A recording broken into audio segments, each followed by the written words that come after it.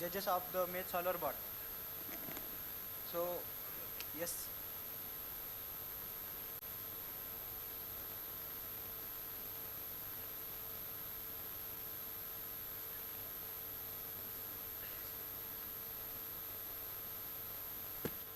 Yeah, good morning, everyone. Welcome back. I think you are the successful few who beat sleep in the morning, right? After I know many of you had a very exciting, intensive day yesterday. I suspect many of the students who came from far-flung corners of the country are sound asleep. But anyway, today we have another exciting lineup, beginning with this competition, right? The FPGA programming and so on. But before that, I want to take this opportunity to really begin the second day by noting the fact that our institute, IIT Bombay, has been very supportive of eYantra for as long as eYantra has existed. The fact that we're doing outreach, right, going beyond the borders of IIT Bombay to reach students across the country is because it is consistent with the mandate of the institute, right? We do really want to percolate all corners. The fact that you're all here means we are, I guess, doing that. And I'm particularly pleased that the institute is represented today by somebody who has also personally taken it as their initiative, to make sure that IIT Bombay builds these networks, that people matter, right, that having connections, right, at the student level, faculty level, right, with industry and so on, in the long term pays off, right. It is really a part of our mandate, and that is something that we should be doing. And so I'm very pleased to welcome our Deputy Director, Ravi Goody. We're very glad, Ravi, that you're here today. I'd request you to please come up, right, and share your vision about eYantra and what we're doing, about the Institute with the audience.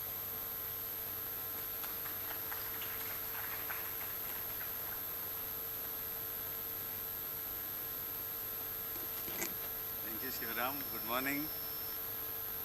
As you said, my name is Ravi Goody, and I'm real. I'm not a humanoid or a robot. I'm standing in front of you in skin and flesh. But the day is not far away when, in fact, we are already doing that. To the institute, we have supported an initiative where if there is a visitor coming to the main building, a humanoid will actually welcome and ask the visitor where he or she would like to visit in the main building and direct him accordingly. So that day is not very far when we would use humanoids in a more creative way to be able to simplify our tasks. But I am real, skin and flesh. Good morning. It's very, very heartening to see all of you. Most of you coming from all over the country outside of Mumbai at a time when you yourselves will be facing academic pressures, end of the semester, exams and the like, but still you have taken the time to come all the way to IIT Bombay, participate in this competition. There is also a Saturday morning, and as I walked in and saw all the stalls, it's a delight to see so much of energy, and it's like conflagration, where keep a number of matchsticks next to each other and just fire the first one and just fires the entire pack of matchsticks. It's just amazing to see the energy and enthusiasm. I became familiar with eYantra for quite a few years, actually about 10 years now. I understand that this was in 2009 that you began, and I was then, in 2015, I was the professor in charge of continuing education. That helped reach out. So I remember that I visited a university in Bagalkot. In fact, it's a college, but it's part of a larger university, Professor Engineering College. And I went there more as a member of the advisory board. But I was welcomed saying that eYantra is what is present here from IIT Bombay on our campus. So that kind of shows how prolific the brand of eYantra has been and how impactful it has been in terms of nurturing the creativity of all the students across the country.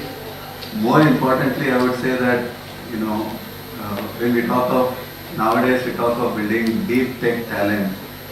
We talk about interdisciplinarity. We talk about solving indigenous problems, local problems, reducing our dependence on imported technologies, and making, if you look at it, with the Viksit Bharat BD47 goal, we would like to be completely indigenous in whatever our needs are. The current fragile South Asian ecosystem has amply proved to us, or has emphasized this need that we have to be completely, we should reduce our dependence on anything outside of our country and make sure we are self-sufficient in every way. So, things like that basically is something that, the next gen, all of you, need to particularly focus on as we go ahead. And eYantra has been playing a very, very stellar role in exciting the engineer in you, the scientist in you, to look at our societal problems. They are unique. They are unique because when we import a technology from overseas to solve our societal problems, it's a force fit. It's like fitting a square onto a circle, or fitting a square onto a globe. Okay, it's simply not possible. We need to first understand our own problems, and we need to build appropriate solutions. And I don't mean this in a derogatory sense, but our problems, be it in transportation, be it in healthcare, they are rich in every sense, meaning that if we are able to develop robust technologies to fulfill those challenges, those technologies can be applicable anywhere else globally. And so we are really talking about Make in India, the Honorable Prime Minister's vision of Make in India, but Make in India for India, to solve our own problems or address our own problems. Make in India for India, but potentially impacting the world. These are solutions that all of you can develop, which actually are not only able to solve problems for our own country, but also help other nations, just again aligned with the philosophical thought of Vasudhaiva Kutumbakam. So when you're looking at all of those in those contexts, I think eYantra as a central entity that ignites the passion in all of you has really been very, very impactful in nurturing that talent. And I would say that if you talk of talent here, all of you are creative in terms of generating your own ideas. A lot of this we see here outside in the stalls. These are really, really exciting to see. So it shows the creative ability of the talent that we have in our country. Over and above that, we need to have an aspect of criticality. So for example, if you generate 20 ideas through your creative thinking, you need to be able to rank those 20 ideas in terms of their ability to address problems, which is superior, which is inferior. But you need to have a plan A and a plan B and a plan C in case plan A doesn't work, plan B and so on. So you need to rank those ideas, those creative ideas in terms of, that's where critical thinking needs to come in.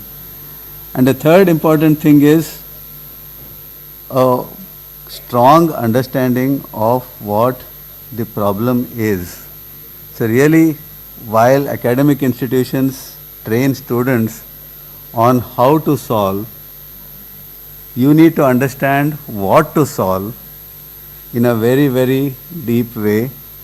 You need to go after the right problem. And so when how to solve talent meets what to solve as an understanding, we know that we are going after the right problem to solve in the right way, and we are creating that impact, right?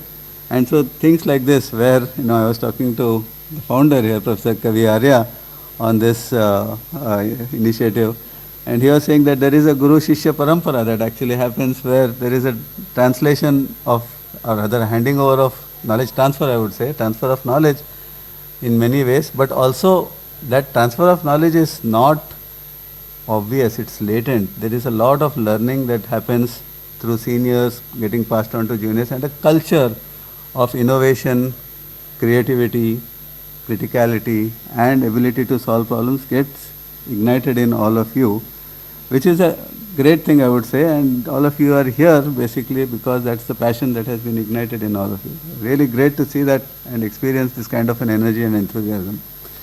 Just from a different context, I would say that let's go 300 years, 400 years back and see what all this was driven from. And we see several waves of innovation that came in. The first wave of innovation maybe was iron and steel, where people discovered that they could make stronger materials using iron.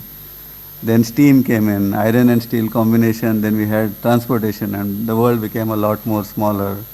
Once the steam-based transportation, we said fuels and chemicals, and then the petrochemicals and related waves came in. And then, of course, the aspects related to how do we make them more efficient and so on. So advanced computing, all of that came in. Now, these successive waves of innovation exploited the natural capital of the planet in ways that promoted growth, meaning growth as a number to make our lives comfortable, with relatively lesser emphasis on what we call as development, which is responsible growth. So if you look at it, what we need to do is evolve facile ways where we certainly would like to make our lives more comfortable through innovations, creativity, ideas like this that we take towards maturation. But we want to do that in a way that respects our planet in a responsible way, be development oriented, which is growth plus that is responsible growth. And we want to make sure that sustainability becomes a very crucial idea. So I saw so many ideas here that are focused on agriculture. When we look at this, it's exciting to know that we certainly would like to make, feed so many lives, so we need to make our agricultural systems more efficient and all of that. But how do we bring in the kind of novel ways by which we can look at making that happen? For example, excessive use of fertilizers is something that spoils the groundwater. So in a sense, while excessive use of fertilizers promotes growth in terms of higher productivity, we are affecting the planet in terms of the groundwater quality. There is a seepage of fertilizers, and then that groundwater is not, has to be treated to be fit for consumption and the like. So these are some things that we need to think from an inclusive point of view, end-to-end sustainability point of view, whenever we develop these ideas, so that we look at it from a development and a holistic aspect when we solve such problems. Currently, just to wear my institute functionary hat, at IIT Bombay we are focusing on three broad aspects. One is something that is strategic in nature, technologies, let's say in semiconductors, in cyber security and the like, where we do need to build not only indigenous capability but technology leadership, because nobody is going to give us that on a platter. And even if they give us that on a platter, as I said before, they may not fully address the problems. The platforms may not understand the complexity of our problems. So we need to build technology leadership under those classes of those themes where we do need to make significant forays. That's the first class. The second class of technologies or engineering problems that we need to focus is on indigenization, which means reducing our dependence on batteries and related things. As an example, pharma, batteries and the like. The third is, of course, the last mile societal impact, aligned with our Honorable Prime Minister Sabka Saath Sabka Vikas, which basically looks at areas related to water, sanitation, healthcare and so on. So at IIT Bombay we have centers of excellence that focus on all of these areas: strategic like semiconductors, cyber security, quantum; tactical in nature that fuel economic growth, for example in batteries and related things; and the final one is in societal impact, which is healthcare and the like. Centers of excellence that focus on all of this. So please, during your stay here, do browse through our websites and try to contact the faculty that can expose you to these ideas.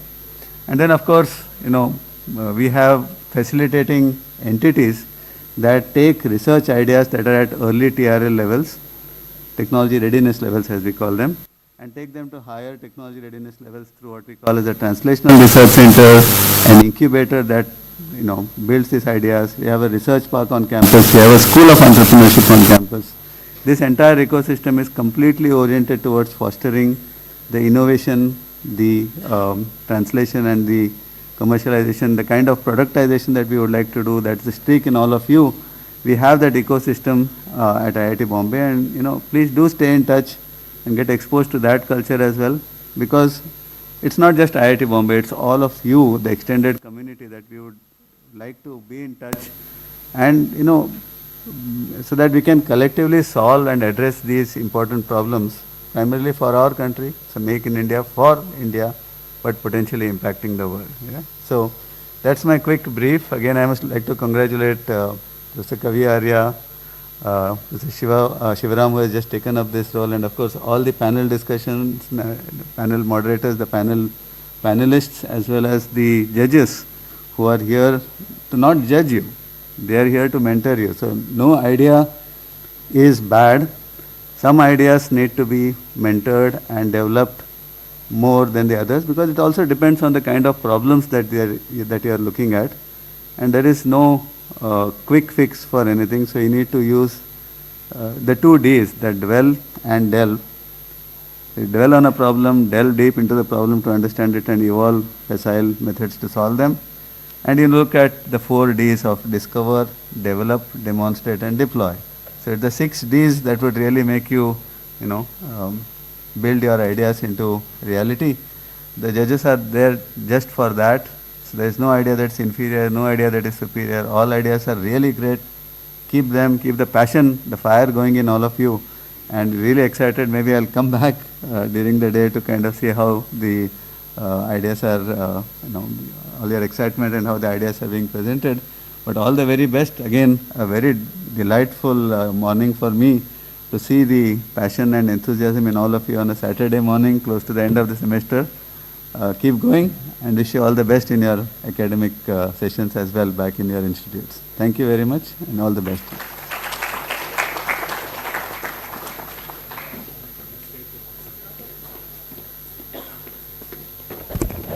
So I request Kavi, our founder, to please hand Ravi a token of our gratitude.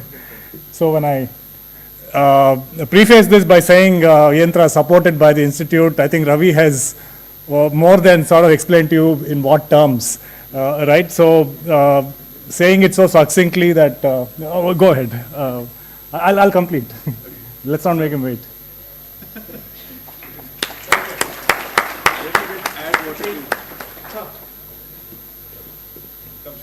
No, okay.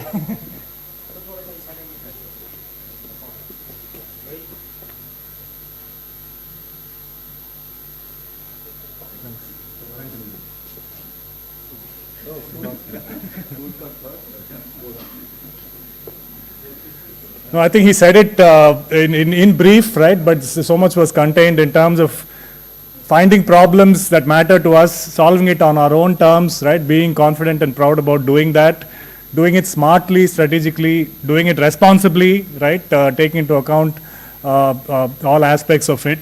So thanks very much, Ravi, for these inspiring words. I think now we will actually start proceedings with the first competition for the morning. I invite Ramdas.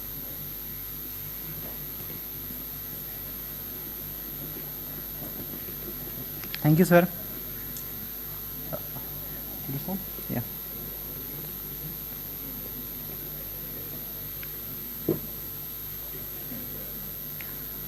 So welcome all, and today we have the Math Solver Bot theme, and we have the esteemed panel of judges.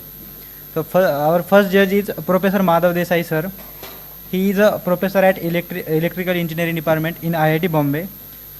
He completed his BTech in Electrical Engineering from IIT and then he completed his MS, Masters and PhD from Electrical Engineering Department from University of Illinois.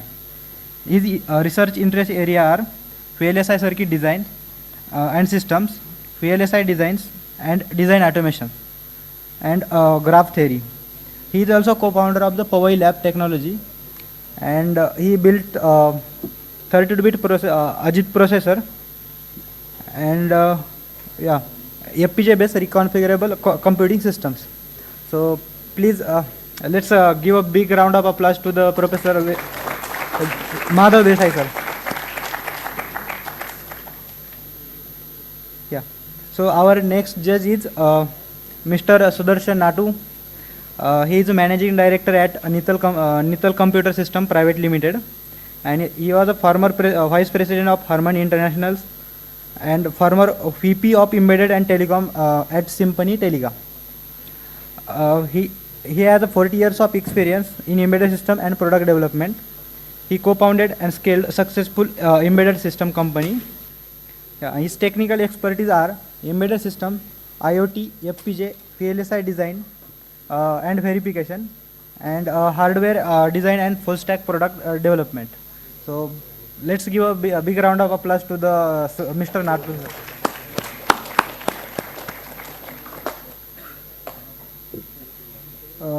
Yeah, so we have next judge, Mr. Vishwanathan Iyer. So he is an MTech graduate from Electronic System, IIT Bombay. He is currently working as a system integration and validation engineer at Intel. His technical expertise are silicon validation, system integration, test automation, and graphics display technologies. So let's give a big round of applause to the Vishwanath Iyer. Yeah. So I would like to call a team 5092. So we'll have a setup. Meanwhile, my teammates Manthan will give you the presentation of the Math Solver bot theme. Yeah.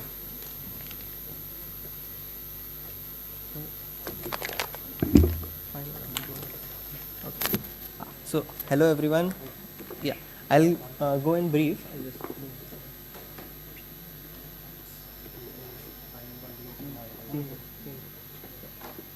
Okay. Yeah, so we'll have a quick brief on how the theme is going to run and what we have done until now. So top 6 teams are here. So 6 teams will be performing for the final prize. And okay, so I'll start with the presentation. So the name of the theme is Maze Solver. Yeah. So what the final aim of the theme was to build a bot from scratch using an FPGA. So in this stack, all the participants will be learning the basics of digital logic and how to interface that with physical hardware. All the challenges that come while interfacing that hardware, all of those will be dealt, and then they will be solved. So yeah, and we'll go into each module that they have implemented one after the other. Okay. So the learnings that the student have gotten through is first of all how to use the FPGA, because there's a technical gap between knowing a HDL language and then actually being able to use it efficiently. And that part is FPGA and Verilog HDL. So in here they learn how to actually program it or how to actually efficiently use the FPGA that they have. Apart from that, the first part that they have done is the building a RISC-V core. So yeah, it's a RV32i core. So that was in the digital design stage. It was completed in simulation, and all the instructions were validated there. After that, they get to perform the maze solving in simulations only. So in that part, they'll have to build a digital logic that they could use in order to store the maze. So they'll only get one chance to explore the maze and to exit the maze. So in the single round, they have to explore the maze, store its values, and then exit the maze. So all of that was used in doing the maze solving logic. Apart from that, there will be multiple different blocks that they have to use. So there's Bluetooth, the HC05 module that is used to communicate with the laptop. So in that case, they'll have to parallelly maintain that UART data along with all the data of the run that they are doing. So the sensor readings, the actuation of the motors that they are using. So all of that is done parallelly.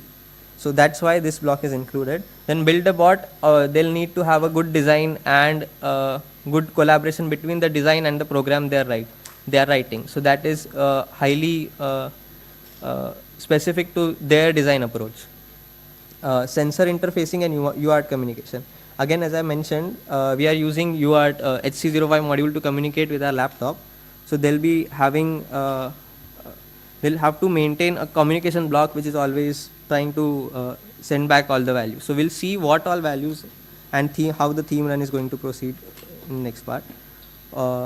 Quickly going over through the tools, we have used Intel FPGAs. So Quartus and Model Sim are the software that we use to synthesize and to simulate the Verilog part, and we have built a RISC-V core. That's RISC-V. Yeah. So now we'll go on to the arena that we are seeing. So this arena is being set up here. You could see a virtual projection of that. Yeah. So this will be our final configuration. So there are 4 squares or 4 measuring points that are highlighted. The ones in blue and the ones in brown. So those two, the blue ones are moist measuring points, and brown ones are the dry measuring points. These are the values that each team has to return, and if their bot is able to identify that and return it correctly, then there will be a point. So we'll see the grading later on. This is just the configuration. So we are setting it up here right now. Yeah. So the bot that teams have built, so these are some of the parts that they have used. We have a parallel communication block using UART, and there's actuators that they need to move and control the arm mechanism, and other sensors to get the readings and other stuff. Okay. Quickly going through GUI, so this will be the interface that each team will be using in order to communicate with the bot. So it has all the commands on the left side that interface with the UART, and all the controls on the right side, and the timer in order to keep the track of what's the complete time that they have taken for the theme run. Yeah, we'll watch the theme film.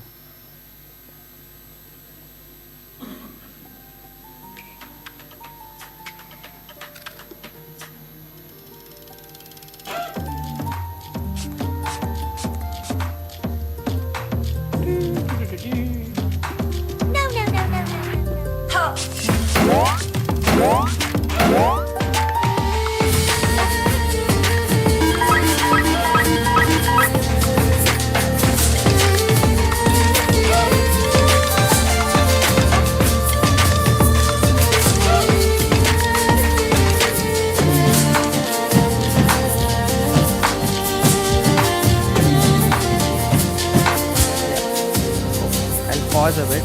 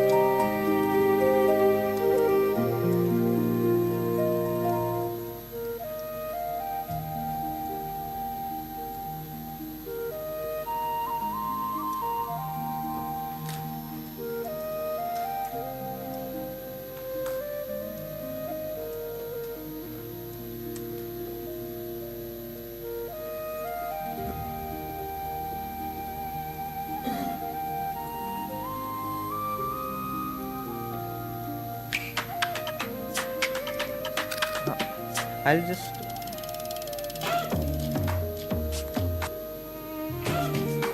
okay, yeah. So this is a demo run that you see. So this will mark all the points that I mentioned. So navigating the maze, then this will be the how measurements will be taken for each point.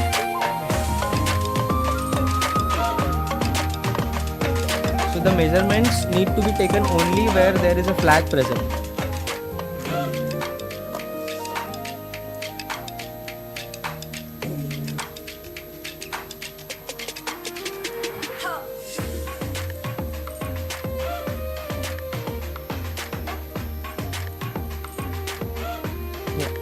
So once the run is completed, we'll get the score itself on the screen.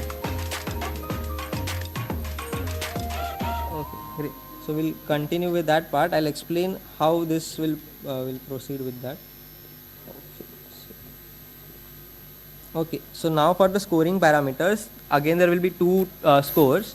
One of the score that we see that we saw on the screen. So the GUI that we are using, it has certain parameters. So considering that parameters, we'll get this score that is done by the scorers. So all the green terms that you see are the measurement levels. So the bot has to take multiple readings for the moisture at the measuring point, the temperature and humidity at the measuring point. So if that is correct, then the mmth, these points will be given, 25 per correct reading.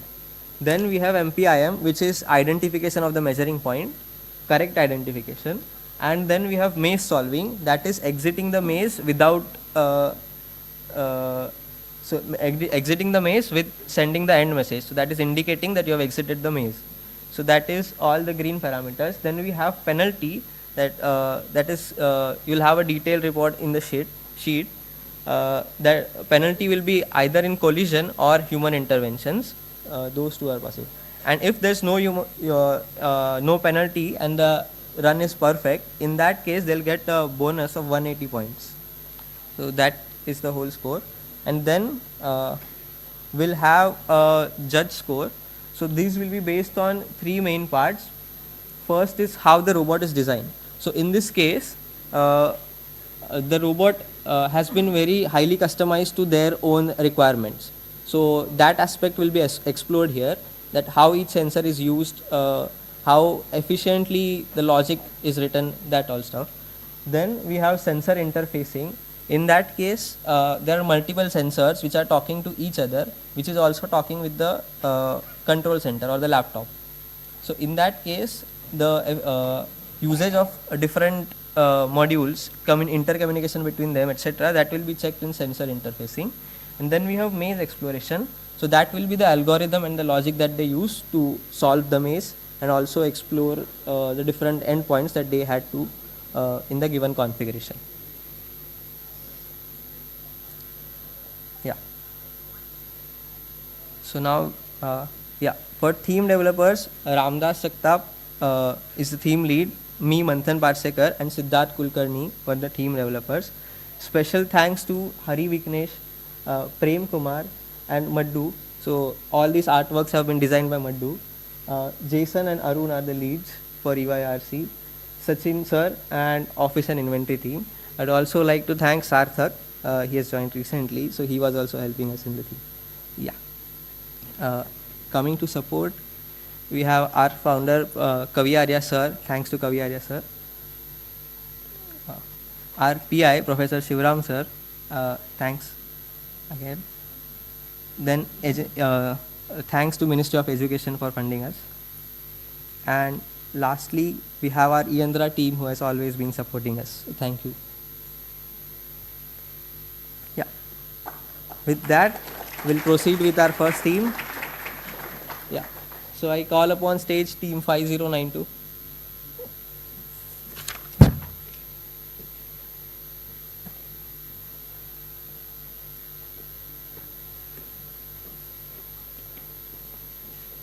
Yes.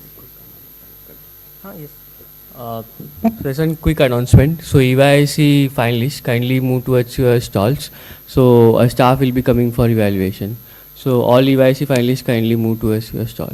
Thank you.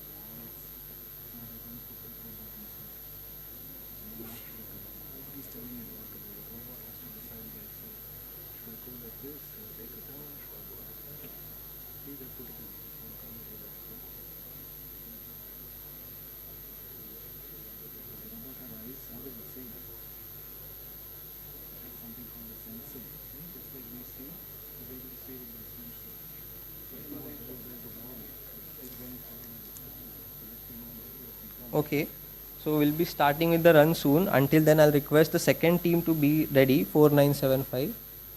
After this run, you will have your, yeah.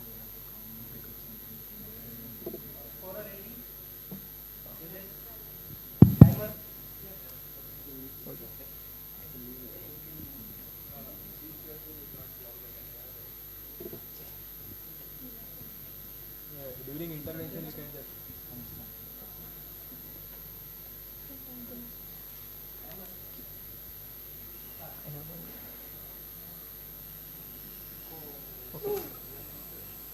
Okay, it has,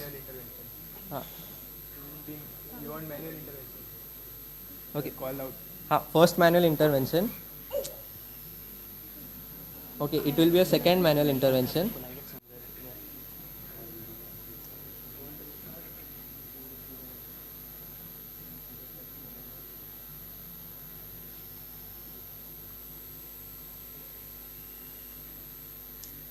No, it's third manual intervention, and that will be the end of this run.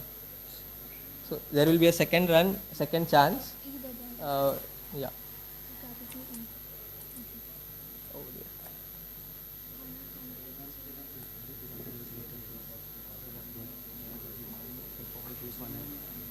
This IR has been collided somewhere with students all along. He was right only interested in here.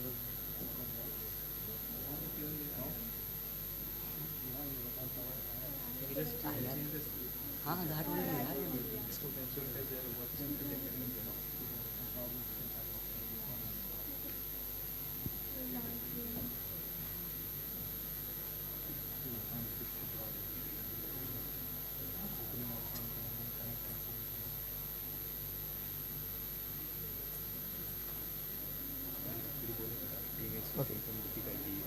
Okay. So the team is facing some difficulty. So there will be a part to tune their IR in this part. So that is yeah, hardware reconfiguration they are allowed to do. Okay.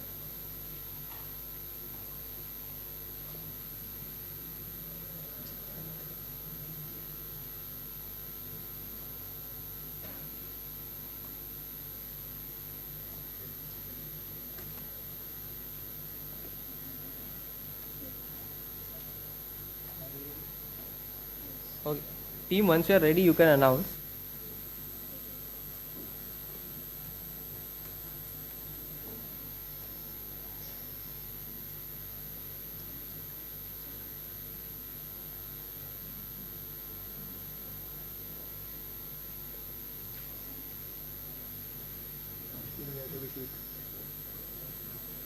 Okay. Yeah. So this will be the second and final run for this team. Yeah. Scorers, ready?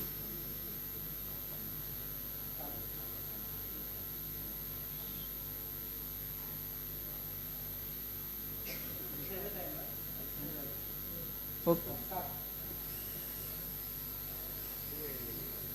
Okay, the bot has started to explore the maze. Okay, that was be the first okay. Since the okay, first collision, penalty 1.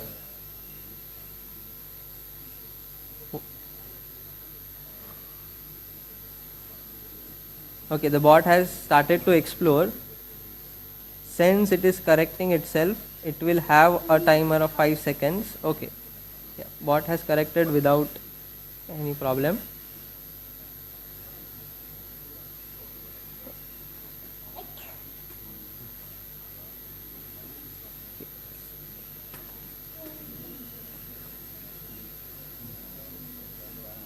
Okay.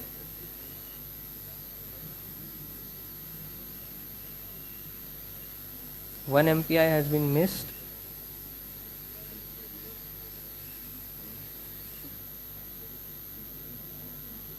second penalty, and okay, yeah, the run has ended.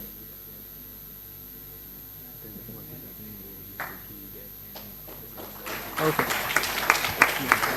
Okay. Okay. So the problem here was the sensors were not tuned correctly. So yeah, the team could move on for Viva. Until then, we could have the second team setting up.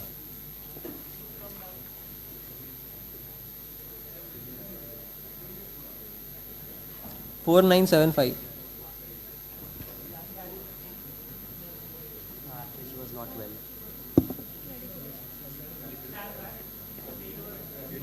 Hello. Hello. My name is Ananya. I am Siddharth Gupta. I am Kanika Bansal.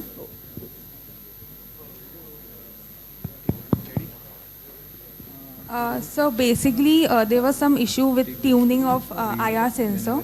Like just before submitting the bots, like we were testing it, and it somehow collide somewhere. So might be the like the IR sensor tuning went wrong somewhere.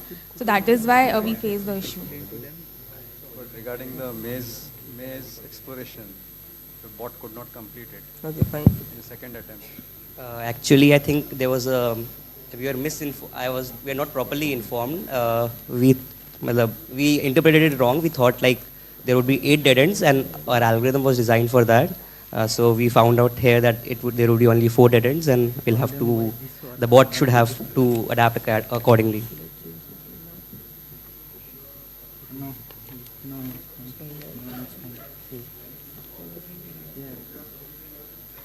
Yeah. So, okay, so there was 2 major problems while doing this thing. One was keeping the bot stable and getting the encoder data stably. So we used 2 layers of controllers. One layer of controller was the ultrasonic sensors, which gave the bot information regarding the physical world. So they gave the distances and how much they should correct the bot according to that. Another layer of controller was based upon the encoder data. So if the ultrasonic sensors say that we have to steer an angle of 10 degrees, the controller of the encoder data manages that. So this combined makes the bot usually very stable and able to traverse the maze. So one adding to that is you mentioned you assumed there are 8 dead ends, right? Yeah. That is what the final submission was, is it? Not exactly. I mean, okay, you designed for that, right? Yeah, we designed for that. Can you explain on that why that assumption didn't work? Now you think in this So our assumption was we were changing our priority algorithm based on every dead end we visited. So if there are 8 dead ends in the order we thought they were, we would have visited all of them one by one, and the run would have ended successfully. But the point we thought there was a dead end, there was an MPI detector. If it was not there, the circuit did not work as expected, and like it ended unexpectedly because there were some uncalibrated values then. So you didn't anticipate actually the blockages, and they taken as a dead ends there. Yeah, we thought there would be an MPI indicator there. So we had to dip our bot there, and data should be transmitted there. That's what we thought. This entire layout was actually given to you, right? Yeah. So in algorithm development for your these things, did you find out a path of actually optimization, or you just gave the run from left and right and turn by turn? So in each task we got a different configuration. So according to that we changed our algorithms at every junction. Like if this is more efficient, we applied a different algorithm because the positions kept changing of the MPIs, and we had to maximize time. That is why we kept changing it. So you put the sensors actually using FPGA itself, right? So specifically ultrasonic sensor and the calibration of the distance over there. How did you achieve that in your Verilog code? So in Verilog, we were getting extremely a lot of errors initially when we just put the ultrasonic. But then we had to set a median, and we had to use some filters to like get the perfect values, because it spikes suddenly ultrasonic, so you can't rely on it. That is why we had to do a lot of filtering also before getting the actual value. So did you generate any specific frequency for transmitting it as a pulse width? for ultrasonic transmission and receiving? So it runs at 20 hertz. The ultrasonic sensors are triggered one by one from left to left, then front, then right. So the signals don't interfere with each other. It runs at, combined it runs at 20 hertz. Okay. One at a time? Yeah, one at a time. And did you use RISC-V processor there? That was a task initially, but in our final board we did not use RISC-V. You did not use. Yeah.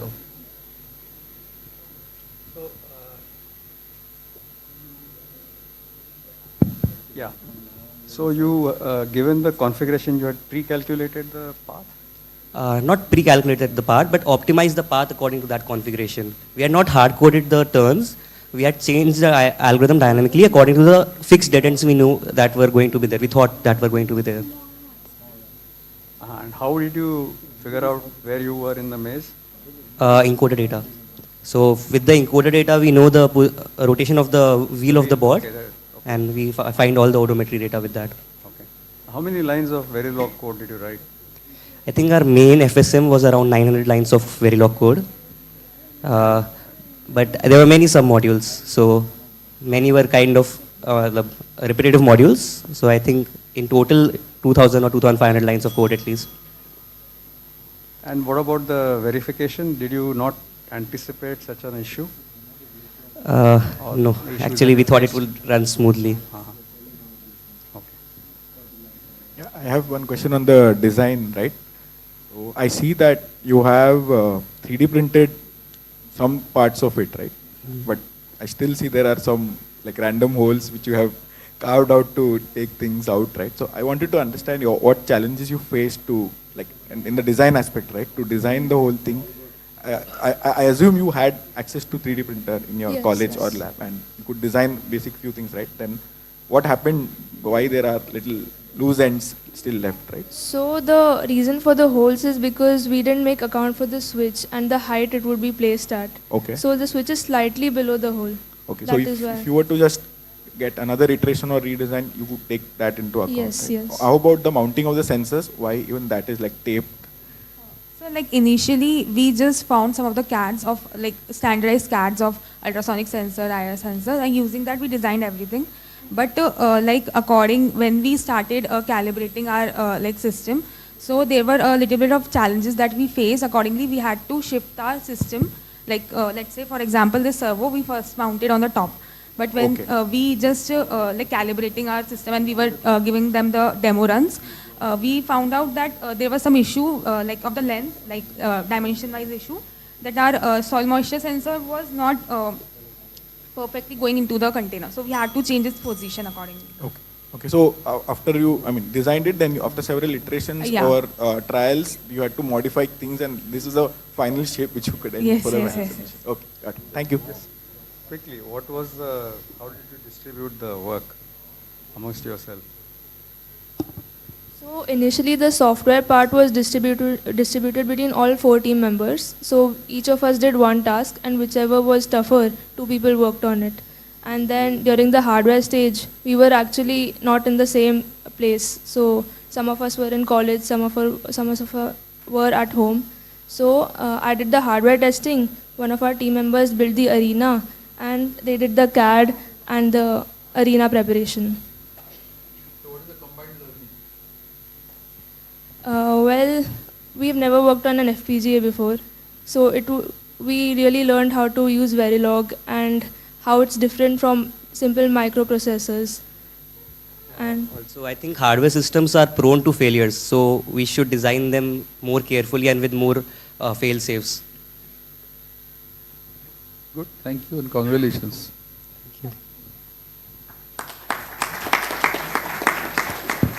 Okay. So we have our next team ready. That is team 4975 from Motilal Nehru National Institute of Technology, Allahabad. Yeah, I'll proceed on to start the theme run.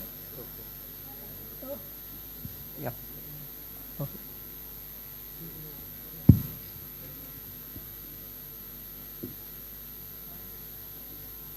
Okay, scorers ready?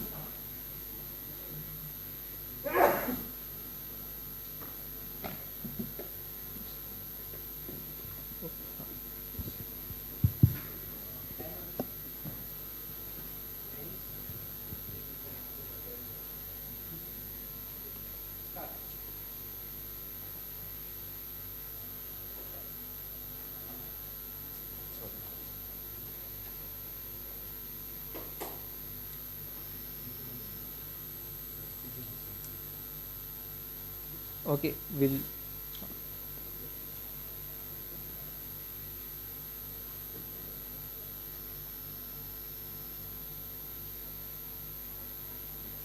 we'll reset the timer.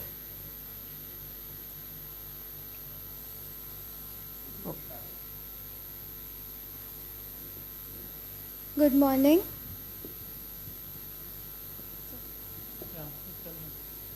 So this is our maze solving bot. It's built based on FPGA, and its task is to navigate through the maze and Okay, it gets first penalty for collision. Penalty is only given when 5 seconds, the bot is unable to move for 5 seconds. Second penalty for human intervention.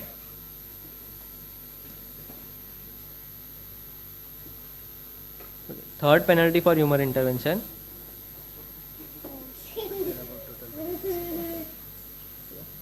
Okay, the run has been ended due to exceeding the penalties. Yeah, this will be an invalid run. Yeah.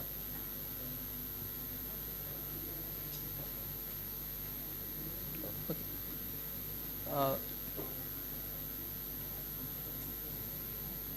Yeah. So the problem faced here was we see there's different sensors used. There's ultrasonic, there's IR. So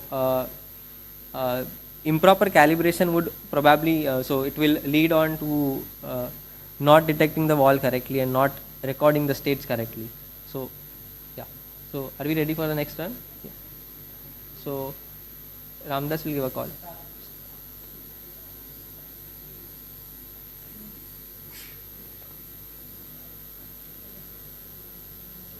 Okay, first penalty for collision. Second penalty for human intervention. Third penalty for human intervention. Invalid run.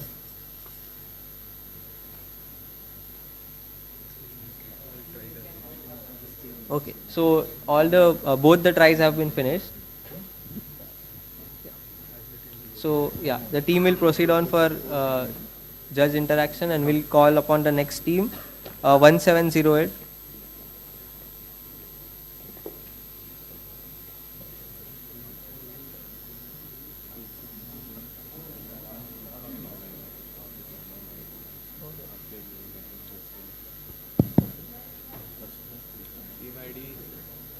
Morning, 4975. judges. My name is Harsh Verma. Good morning, all the respected judges. My Once name you is have completed the Viva, you could move on to speakers lounge for media interview. Hello. Hello.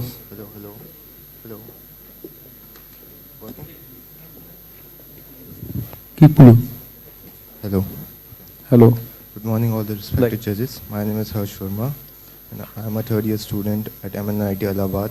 I am pursuing my bachelor's in technology in electronics and communication. Good morning, everyone. My name is Dipten Sarkar from the same background that he had. Hello, everyone. My name is Gyanen Chandra. I am electronics and communication engineer in IIT Allahabad. Good morning, everyone. This is Sharanya Datta, and I am also pursuing EC from IIT Allahabad.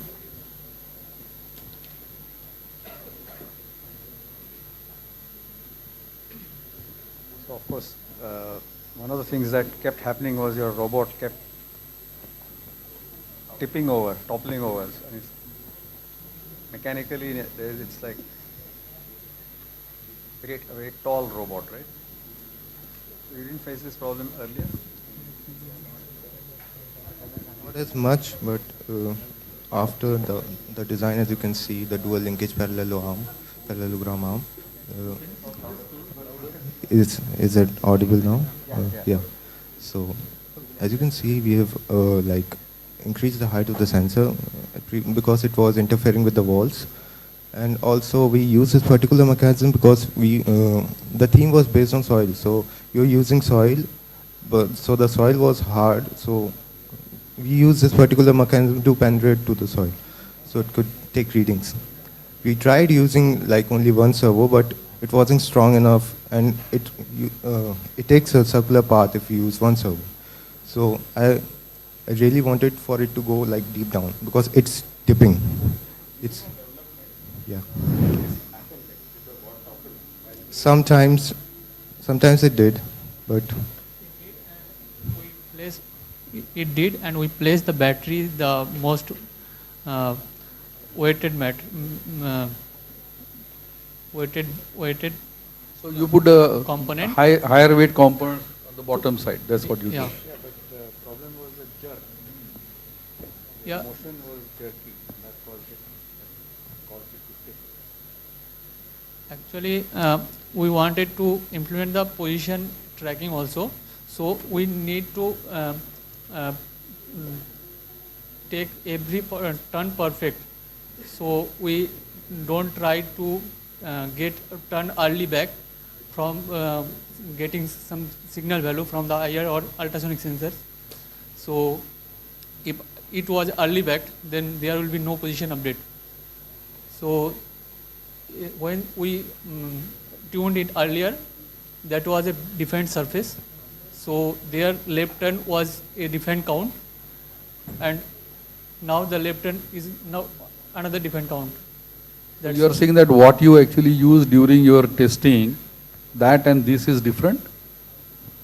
actually what he's trying to say is what we used was the same material, but we used it so many times that it got worn down from some places. So maybe it can happen, like the wheel react different to the new one, but what you saw, the turns was not proper because we calibrated all the sensors with respect to what we have on. At the night we calibrated all the sensor and it was taking perfect turns, but sometimes it happens, like the IR shielding we did shielded our IRs, but as you can see there's a lot of lighting, so sometimes it can happen. So it didn't take. So you are saying that environment is making a difference. So in terms of sometimes, as a yes. data, sensor data, and the environment, where you think that the sensor data is getting actually more corrupt or maybe more noise, which was not a problem previously. That's what you are mentioning, that there's a lot of light is here, right, as an environment.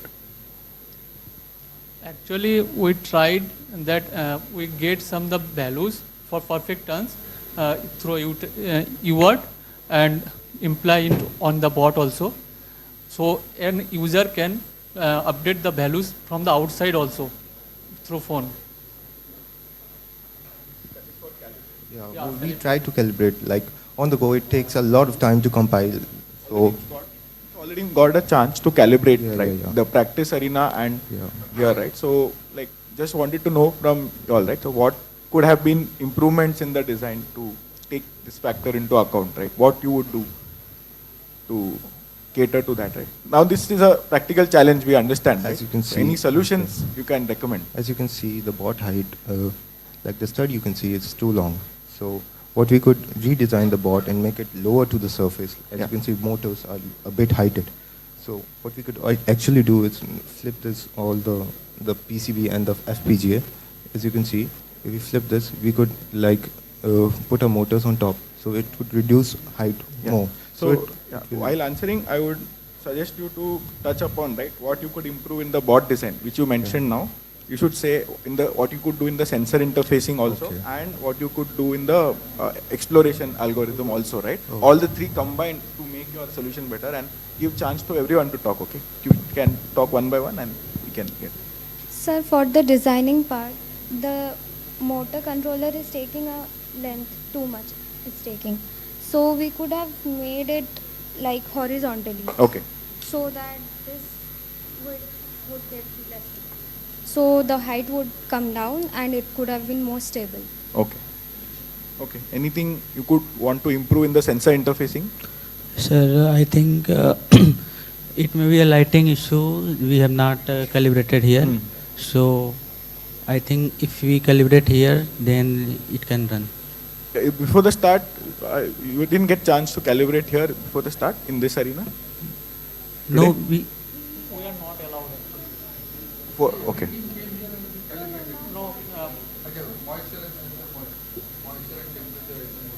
We calibrate outside. Outside. Yeah. No, sir. I will say we can calibrate the perfect turns value also. मतलब how much degree it turns, we can calibrate that also through our phone. But here it is not allowed, so we not permitted to that. I'd like to add more upon the design. The ultrasonic sensor, you see, there's a limit, like if it's under 3 to 4 centimeters, it stops giving accurate values. It gives a very high value. So what we could actually do is put sensors a little more deeper into the board design, so it gives correct values. And we could also make a board a little smaller, so it could like easily the PID, which actually works, would work even more, like even more fine. And according to height and algorithm we are using was left-hand rule, and we could also, like, if we use the RISC-V design, we were not recommended to use RISC-V. We were also, because the FSM part was tough to implement on the RISC-V, because we had to code in C and then compile and then put the machine code in the FPGA memory. So that was a big issue. So our team leaders also, the team leaders also said to us, stick to the Verilog code. Yeah. But if we implement it through RISC, we could use DFS or BFS to navigate more, like more to explore more dead ends. Yeah, more like a software development, as you said, for the maze solving algorithm. It would be more like working perfect, and it would to find the shortest path, and there would be a lot of things that we could add. What was the learning? We learned a lot of things, like the Verilog in itself is a very big language, and also we learned about sensor interfacing, how the sensor works. You really need to know how, on the ground level, how the sensor works, like the ultrasonic read, the trigger it gives, and then it calculates the echo. We did that on the software part when before the stage 1, we used test benches. That was for ideal conditions, but in the real life environment, we were getting many problems. So it took us a lot of time to calibrate our FSM so it doesn't get stuck. So that was our learning, and also the DHT sensor and the soil sensor, this we interfaced. This was also a bit hard, and more on, we learned about FPGA, like how it works, all the pin assignments and stuff we did, and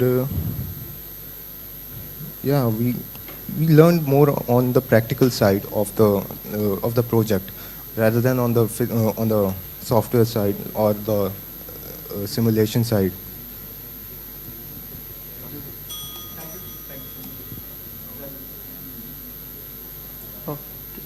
Okay.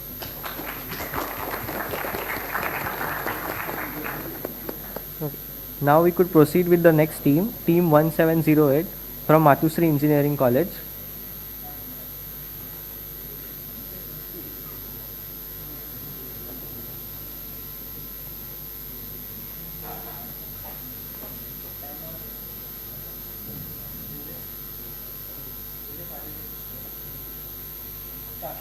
Start.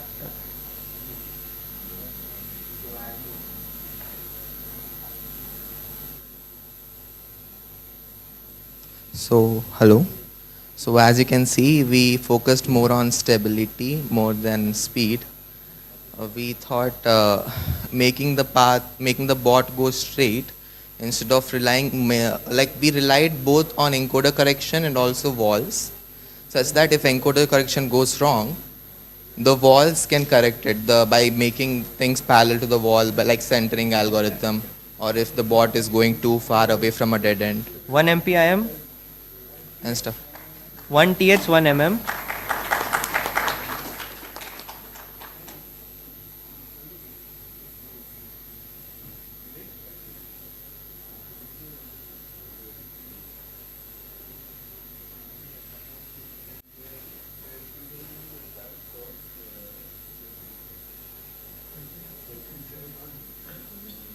And Oh, so as the bot is going up, as you can see, it's trying to find the shortest path possible to the dead ends. Like dead ends are like, Second as you can see, MPIM. the Second second TH. So yeah, as you can see, it's trying to go through all the paths. Basically, it's Tremox algorithm. Tremox algorithm is basically it marks 1 and 2. 2 is like all paths are visited in that cell, and 1 is number of cells are not visited. So as you can see, it actually covered all the left half of this area almost. Third MPIM, third and third TH.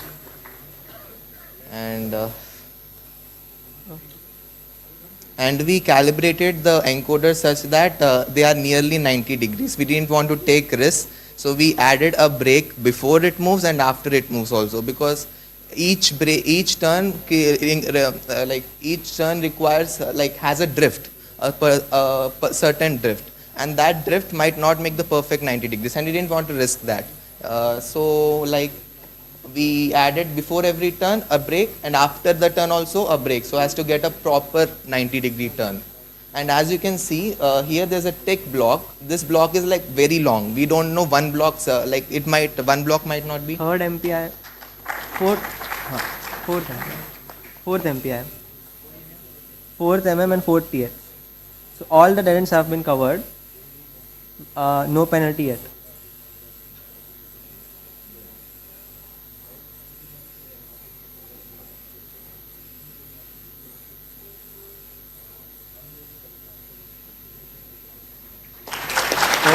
Maze solving done.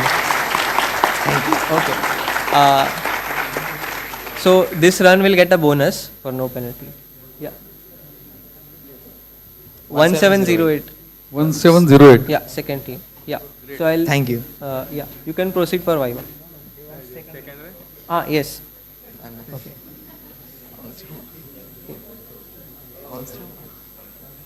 No need. I mean, why? No need. Best out of 2, so you can try your luck, or you don't want.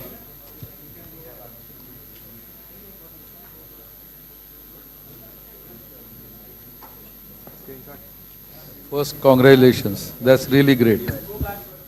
Okay. Yeah. Next team, we are 2062 team can come and prepare.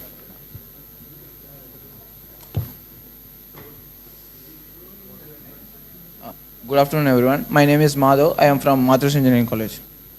And myself, Naveen Kumar.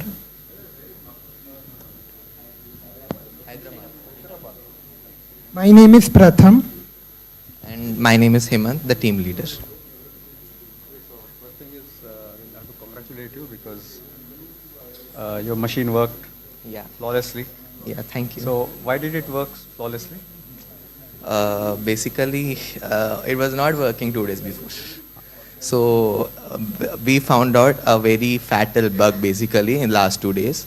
We were not using encoder correction before, and because the encoders was left encoder was with right encoder was with left. So till the whole competition we didn't use encoder correction, and we relied completely on walls for alignment, which was unstable. 5 runs, at least we'll get 1 run. So that's how we submitted. But once the encoder correction bug came into light, it became suddenly stable. So you caught it 2 days before competition.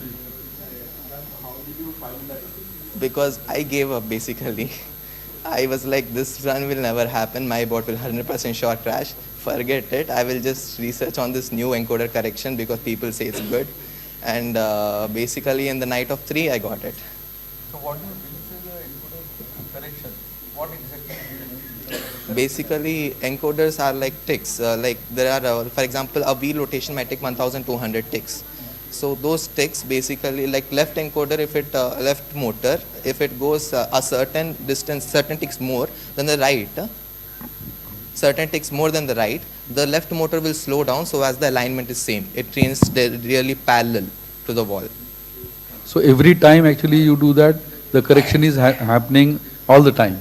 Correction is happening all the time, yes. Good. And I see that on your FPGA there is a interface board what you put on the top of that. Is it that is a standard one or designed one? Sorry? On FPGA board, there is a FPGA board, nano board is there, right? There is one more piggyback board on the top of that. So is that a standard board? That is a PCB board given. Yeah, that is also given. Oh, that is also given. Okay. So it's a compact design. Yeah. But why didn't you do actually the wiring neat and nice? That's only one thing which is. We are not architects, I guess. No, it's nothing to do for an architect. I said it's just a wiring, right? Yeah, I mean, we wanted to make it neat, but like I said, sorry, we couldn't do There's it. another maze there. Okay, all of you can speak while answering, right? So again, I want you to touch upon each of the points, right? Which is on some elements of the design. How did you arrive at this one? Then what are the choices you made for the sensor interfacing? And you had mentioned about the maze exploration algorithm, right? So divide amongst yourself the way you guys worked and speak on each of these topics for 1 minute. Okay. So I want to start with the maze exploration algorithm which we use. Yeah. So the maze exploration algorithm start with a basic left-hand rule, right-hand rule combined together. But what it does more than that, like left-hand rule, you can reiterate back to the same cell because it doesn't have the memory. So we use the TreeMox algorithm there. So it stores all the cells visited in the stack or in the array so that we can know which cells are visited and which cells are not, so that we need not visit the same cell again and again. The dead ends, the nearest dead end algorithm tries to find the nearest dead end and goes in there. But after solving we are not exploring all the dead ends. Our main point was exploring all the MPIs where the soil is present so that we can collect the MM and TH reading. So as soon as we collect all the readings, we try to ignore the dead ends and move towards the exit by ignoring the dead ends. So, I have one question. Say, which is the corner case that your algorithm would fail, right? Say, for example, I just remove all the dead ends. I just keep start and end. Will it work? Yeah. I mean, it's just a scenario. Maybe out of the rule book also, but just Basically, asking, right? we are sending the message. What message? Start dash 3 dash hash. 3 is the number of MPIs to be visited. So basically, TreeMox, even if there are dead ends and no dead ends, it will go through the whole. So it will take care of this new condition also, right? Of not, based on the initial configuration. What? Yeah, if the configuration is changed, will it still actually go through? Yes, it's Yeah. not hardcoded. It can. And even like we can never send a message and at the time like we have 4 NPIs. If we write a start dash 5, then it will never send like the end message also. Till it finds the till it finds all NPIs. Only then you'll go to the exit. Okay. Yeah, we'll be counting the NPIs also. Yeah. Okay, I just one question on sensor. So how the sensor is providing the data for temperature and humidity and soil. So what is actually the interface communication between the sensor and the FPGA? Like we coded the complete data in the FPGA for individual sensors. As we know, we need to code complete data, like the complete working of the sensor for FPGA. If we consider any Arduino, we need not to code the complete data. It's simple.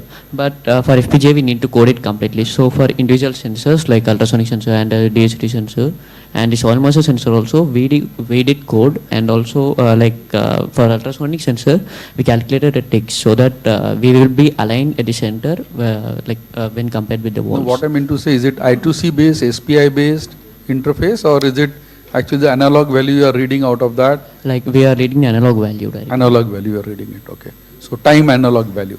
Okay. It's for all the sensors? Yeah, like for the DHT sensor For and DHT for the and ultrasonic sensor and the soil moisture sensor. For IR sensor, it will be interfacing 1 is similar for all of them. Yeah. So basically it's actually one moment you dip, you get actually and time and you measuring the value there. Like basically it's a state machine. Once you first ultrasonic sensors have the control all the time.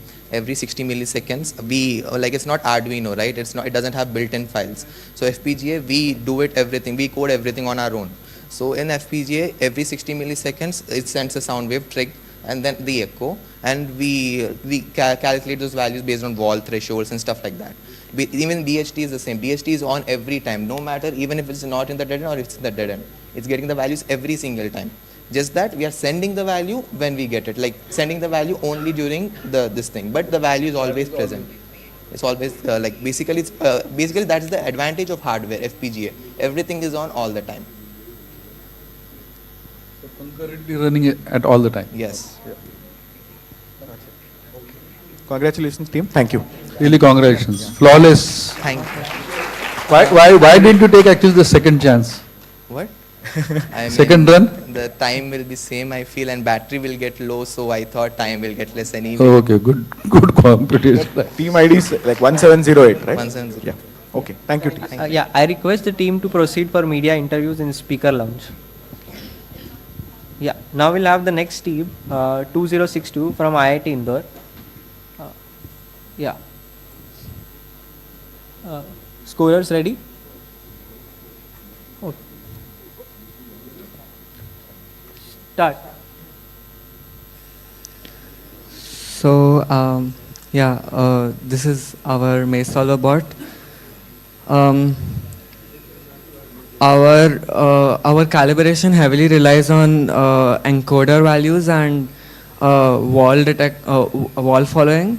So even while turning constantly, when it is not specifically turning, it is pushing itself against from the walls or towards, depending on the ultrasonic sensor values. First MPIM. Okay, Now- first MM and first TH. Now, the algorithm that is used for the maze exploration is DFS, and second MPIM, second MM and second TH. yeah. So as you can see, whenever it encounters a junction, it starts a stack. And after encountering a dead end or an MPI, Third MPIM, third it MM and starts- third TH. Yeah. it starts backtracking to the junction.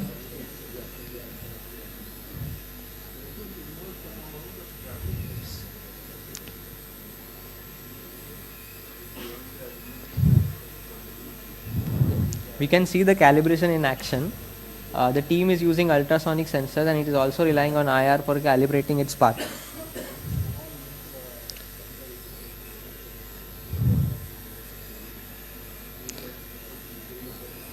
Okay, interesting. Okay.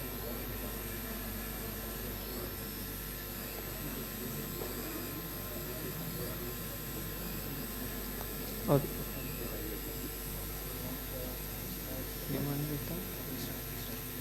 Yes. Okay. The team has requested for a restart. The timer will continue. We'll just reset the MPIM and all message values, MM, TH, and MS.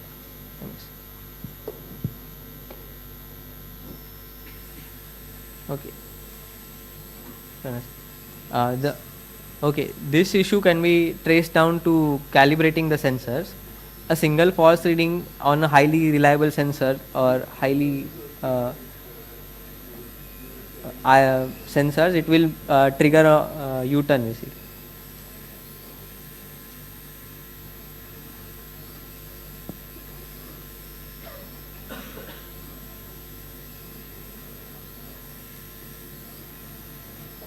Right. The exploration is in process. Okay. First MPIM, first MM and first TH.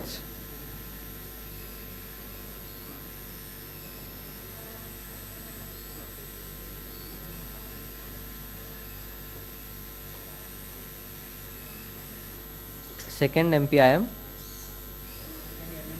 second MM and second TH.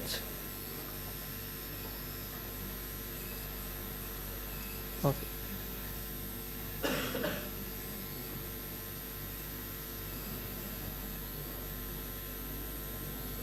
Bot exiting the maze will turn into the end of the run. Yeah, invalid run. Yeah. So team will be attempting for the second run.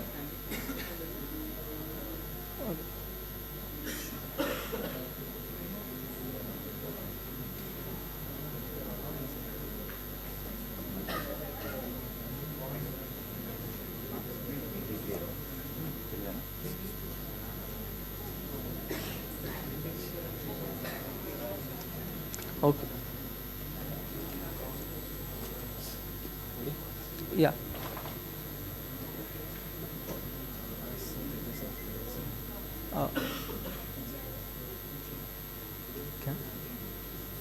Second run.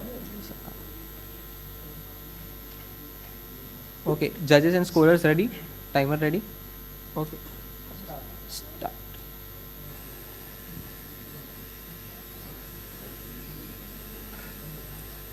The second run.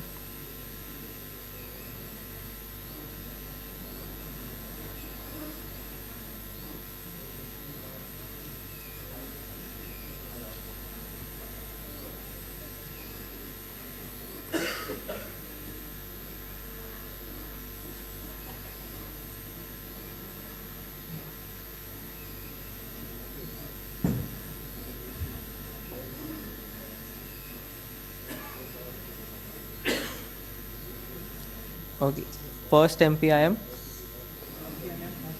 first MM and first TH.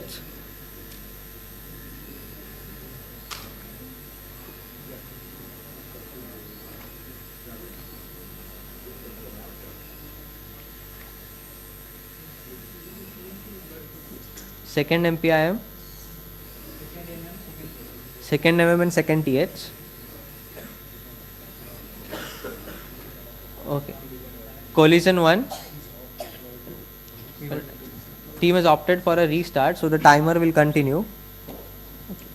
One penalty will be continued. So our bot is heavily dependent on the position value, like the coordinate system. So that's why we chose to restart right now, because our coordinates are getting updated every time there is a change in any of the IR sensor values, or if it is going forward, if the bot is going forward for a while, then we have set a encoder threshold to update the position values. Second MPIM, first MPIM. No, restart first.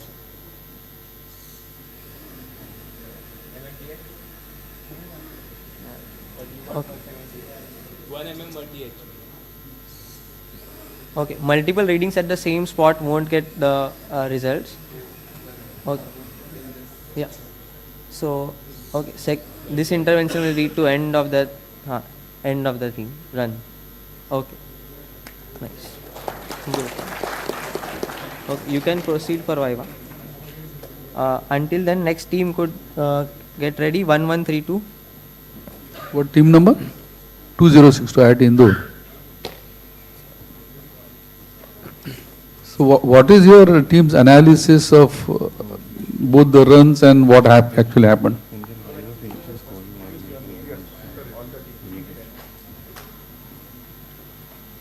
I am Dhananjay Dhumar from second year electrical IIT Indore.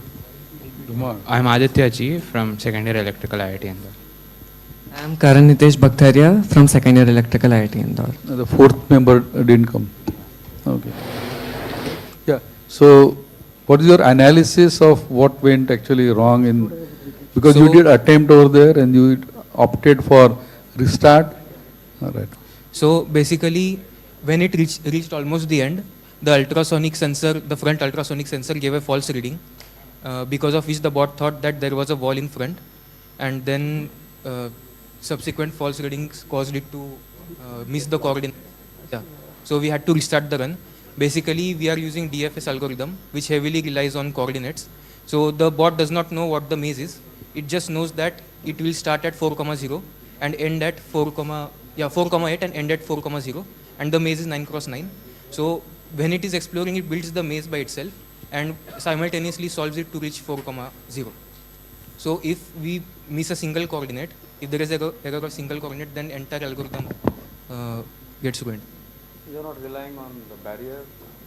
Which barrier? I mean, on detecting the walls. We are just for the movement. Just for movement, we are relying on the walls and ultrasonic sensor data. But for for the traversal, to make the decisions of what is the next step to be taken, what next direction to go in, that is done by with respect to the coordinate system, which is derived from the sensors only. But yes, as soon as like there is some mess up or like stop, it causes a mismatch in the coordinate system.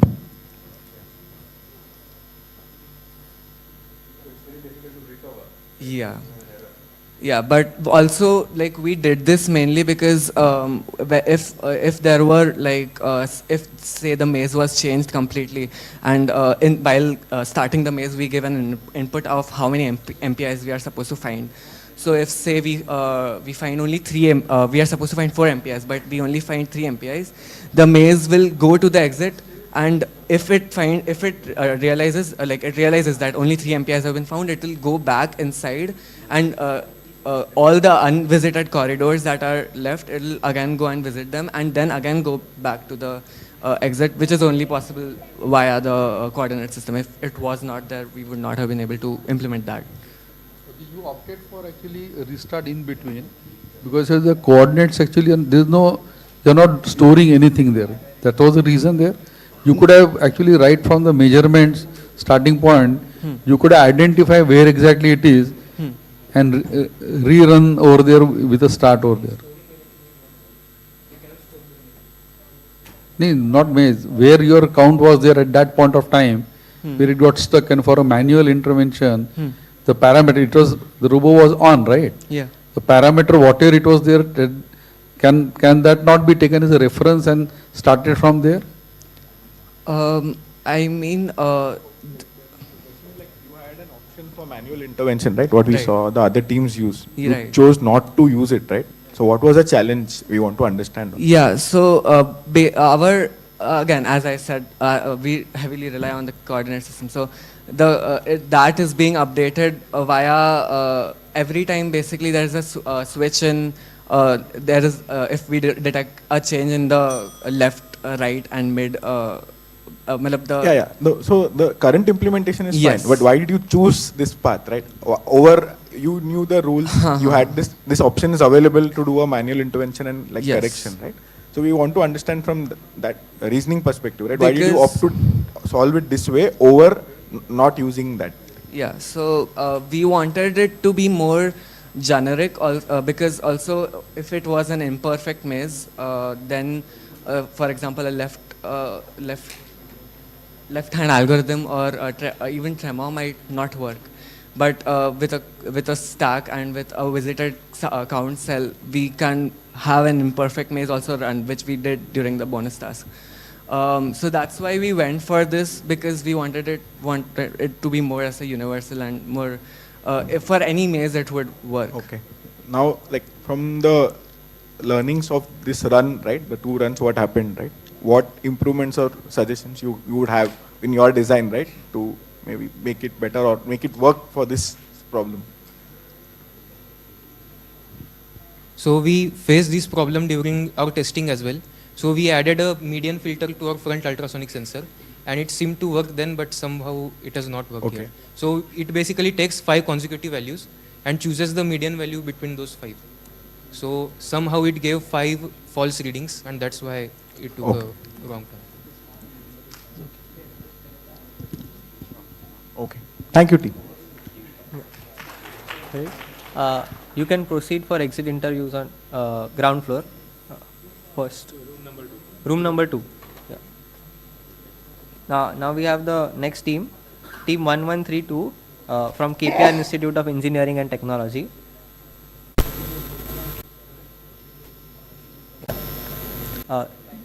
Judges and scorers ready? Yeah.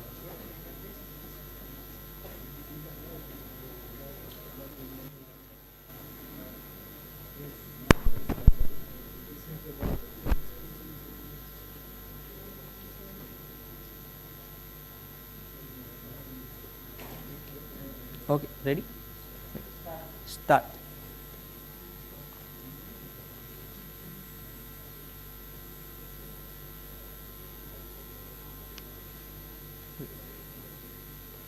Until that, team could introduce themselves and also have the design aspects.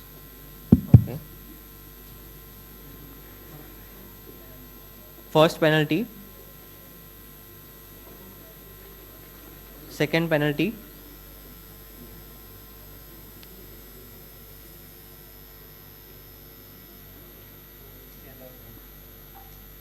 okay, end of the run. The team will try to do invalid run.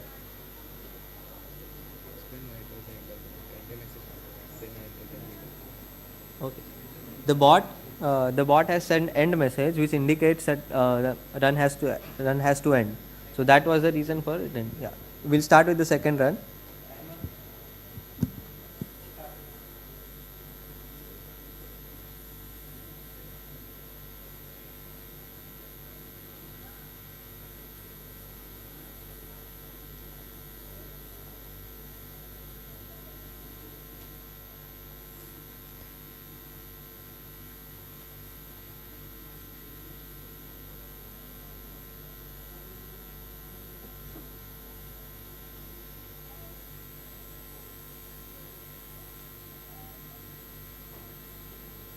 Okay, collision is only considered when the bot is not able to correct itself. So in this case, it was able to correct.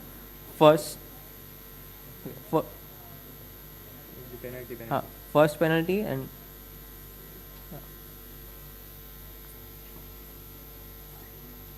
second penalty,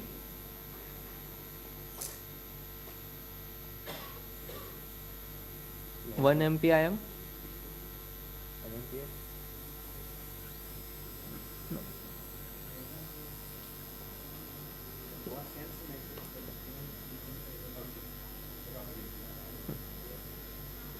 No MM, no TH. No MM, no TH. Second MPIM. 1 MM, 1 TH.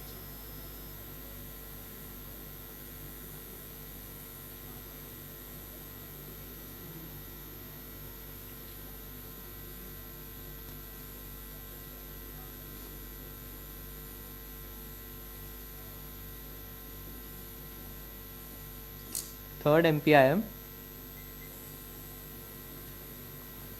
Second second MM, second TH. Penalty. Third penalty. Third penalty. Fourth penalty. End of the run. It's a valid run. Okay. Yeah. So you can proceed for Viva. Yes. We can call next team. That is team 2313.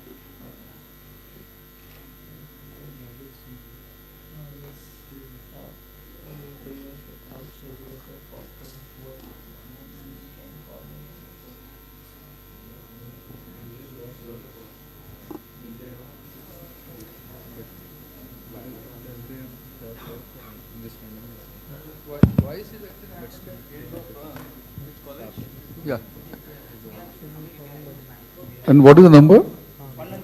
1132. Yeah, sorry. Yeah, so while answering, you can just introduce yourself, but my question was, twice it happened that actually the end of the run came. And the end of the run is actually from your side, right? Yeah. So it means that it auto-triggered end of run, right? So what was actually the reason for happening it twice, and why it could, how it could have been avoided? So introduce and then answer it as well. So myself Vembu Shivashankar. Myself Shriyash. Myself Kalyan. I'm Surya. Actually, we are working on a coordinate-based decision-making system. So the bot making decisions, sometimes it's misses the pulse and goes in the wrong decision. When it makes the wrong decision, the boundaries of the matrix will be lesser. So the bot thought that it was the end position and sends the reading. The way to reduce this is to make the bot stable and without make the bot moving in the correct positions. So I didn't. So how you determine the end of the run? End of the entire thing is determined on what parameters? Based on matrix only. Matrix. Yeah.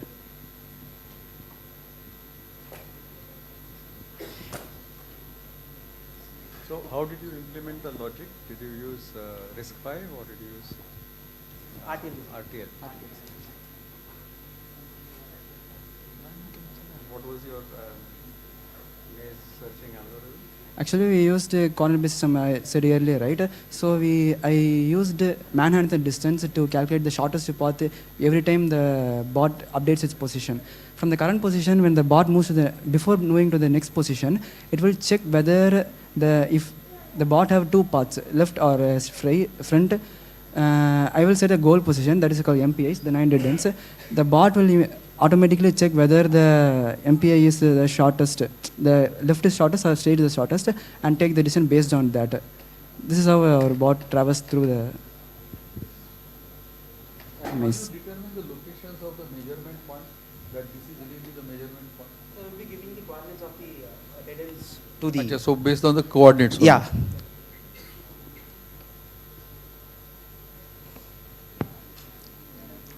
So actually the bot you are seeing right now is built completely within an hour before. So during night our bot get collapsed and our encoder was not working perfectly, and before that our bot completed the whole maze 18 times in a single stake. And after that we thought the problem was with the motor driver, and we fixed that, and the problem was really with the encoder, and we completely disassembled and we got the new Yeah, can you talk more about your design choices, right? How did you arrive at this design? What were the considerations you took So while we thought solving this the bot should be small and stable and as much as compact. So we don't want to make the bot larger. How did you, I assume this was not your first iteration of the design, right? So talk us through the journey, right? How did you iterate towards it? I want to be, the CG want to be in center, as low as possible, because the board will be more stable. And I kept the battery in the center. Yeah, I didn't keep in the front or also in the back. So the friction of the tire will be more if we keep near the tire.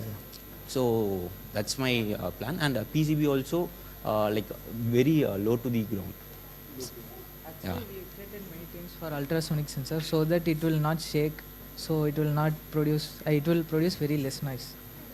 So you designed everything is designed by us. For actually fixing, except the caster wheel, everything is designed by us. Everything is designed, and it's nicely designed, including this particular arm. So you did actually 3D printing. Fusion, and Fusion 360. Fusion 360. Yeah, I have very good models, including spacers and everything. AudioWorks, I have actually engraving also made up here, like logos. Good. The acrylic top and bottom plate. Yeah. Right? How did you verify your algorithm?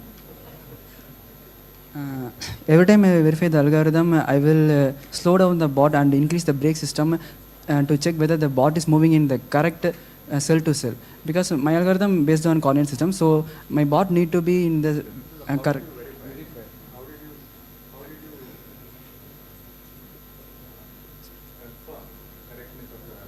That I will increase the brake system, so the bot will stop from cell to cell.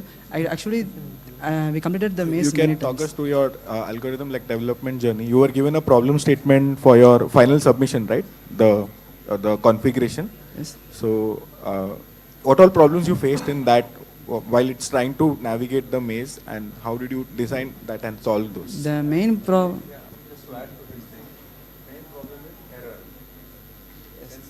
Yes. Actually, since our bot is very small, the ultrasonics error is very low because the ultrasonic can't detect within 0 centimeter to 2 centimeter. It is very bad at that only. If we go about more than 2 centimeter, it will work very much correctly. So, okay, we used to first. Yeah. Yesterday night, our bot was very good.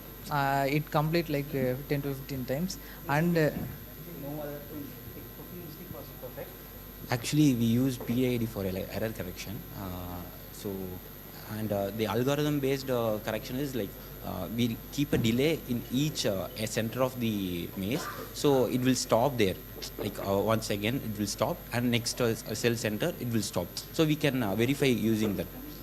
One more question. So, how many runs it took you to submit your final version, right? Final submission you did, right? Yeah. For so roughly like Today you are asking? No. Your task, previous task, like final task Yeah. submission. How many runs you took? 10 to 20, I guess. Yeah, and within those, why? So it took 20 runs, no? Yeah. So initial runs would have failed due to some reasons, right? What Yeah. were the failures you encountered? Like, So we thought. and how did you correct those? Like? So we thought to reduce the human intervention to get the bonus points. Okay. So when the bot hits the wall, we never try. So bot hitting the wall was one problem Yeah, you faced. so, What yeah. were more such things that happened in those runs, right? What made you do more runs? Actually, we our arena is very much dusty. So that's major issue we faced. So actually for the moisture and the dry part, we were using the real soil. So when the arm gets into the dry soil, it will pull back the soil into the arena. So the caster will get stuck with the soil and the tuning got messed up. Okay. Yeah, just one thing. So when you are actually, you wrote actually the Verilog code, right? Yeah. And then you are actually implementing on it and actually testing it every time. Yeah. Okay. So his question was actually when you wrote a Verilog code and you are navigating through that, did you give any kind of an external inputs to your Verilog code to see that whether it is actually getting your inputs and all? Did you do any such kind of a simulation? So or we you didn't- practically did every time you ran it, you burned it onto your this thing, downloaded the bitstream and tested it? What was the journey? So the stage one was the factor. We were running all the kind of in the simulation, and when we have the hardware in our hand, we thought to implement and run the bot in the maze to see visually what the error was and what kind of tuning we need. So we were implementing in the arena, and we wrote test pens for the sensor parts and the UART communication. So we done that for that, and for the algorithm part, we just tested in the maze. Yeah. Yeah. Thank you. The team may proceed for exit interviews on ground floor, second room. You have to go for exit interview. Okay. So we'll have the next team, team 2313 from SSN College of Engineering. Okay. Just ready. Nice. Scorer ready?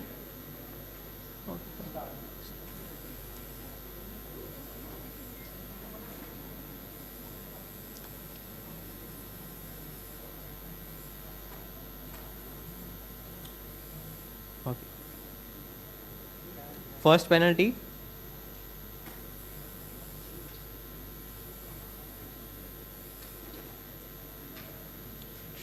Second penalty. Third penalty.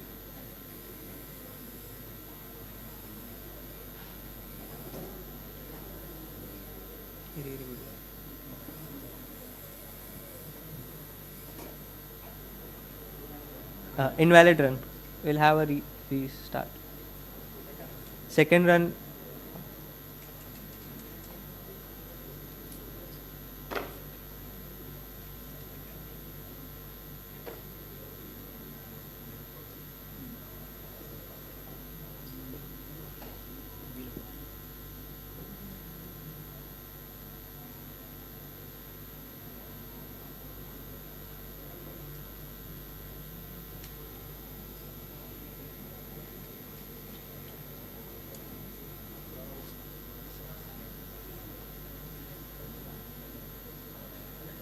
Okay, timer ready? Okay.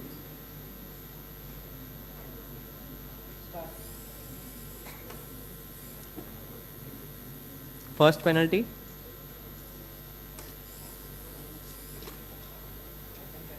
Second penalty.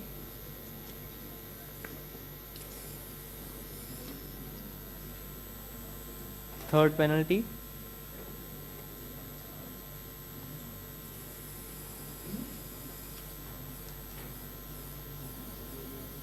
Invalid. Yes. The run has ended. You may proceed for Viva.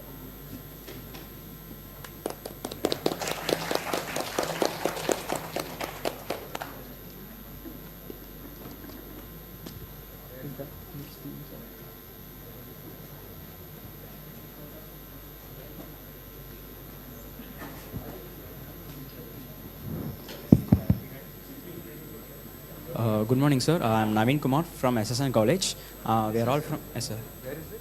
Sir, Chennai. Sri Shiva Subramanian Nadar College of Engineering. I'm Sabarish Mohan. Myself, Hemant.